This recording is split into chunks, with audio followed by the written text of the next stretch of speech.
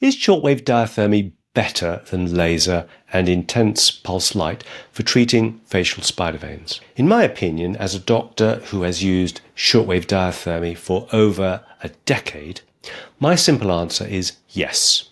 There are 3 reasons why I say yes, but before I start to tell you, let me quickly explain why this is important, particularly if you are considering investing in lasers or IPL machines, or if you're considering adding facial spider veins removal to your menu of treatments you offer.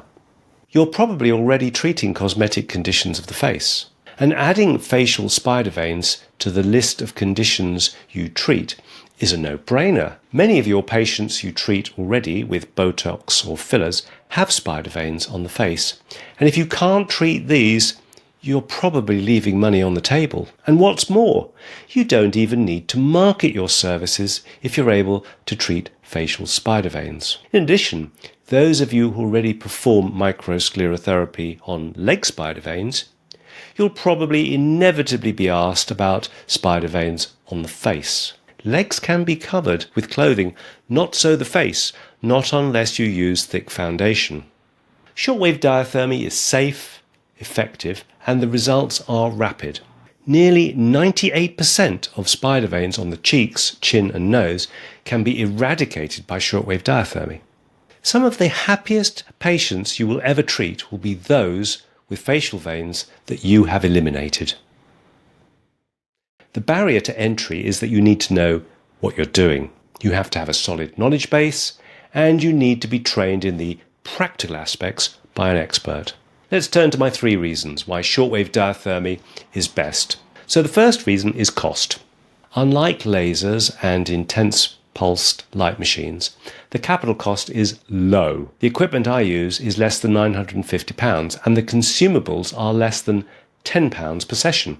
Compare that to the cost of IPL machines or a laser machine. Plus, you have to pay for the equipment to cool the skin, at least 30 times more expensive than a shortwave diathermy.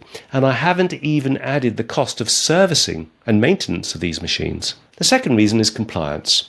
If you use shortwave diathermy, there's no need to modify the treatment area to make it laser-proof.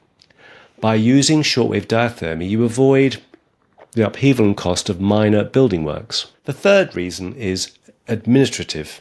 By using shortwave diathermy, you avoid the legislative regulations governing the safe use of lasers and IPL, which for some is an unwanted and costly administrative burden, and you're not liable to inspections by regulatory bodies. Now, before I tell you which diathermy machine I use, I want to clarify something very important. The thermal treatment of facial spider veins is surrounded by many technical terms, which can cause a lot of confusion. When heat is delivered to a facial spider vein via a needle, the intention is to cause a controlled injury, which ultimately leads to the vein being absorbed. It heals by fibrosis and it is removed.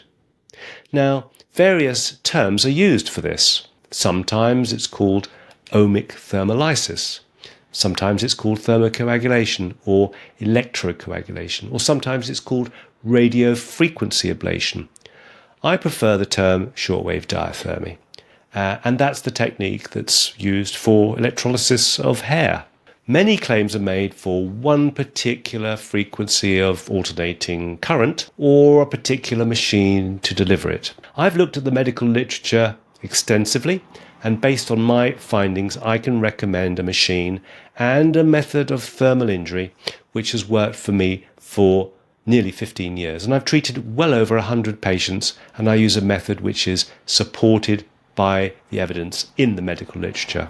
I use the Silhouette Dermalift shortwave diathermy, commonly called the EPIL 100, and it's used, as I say, for hair removal by electrolysis.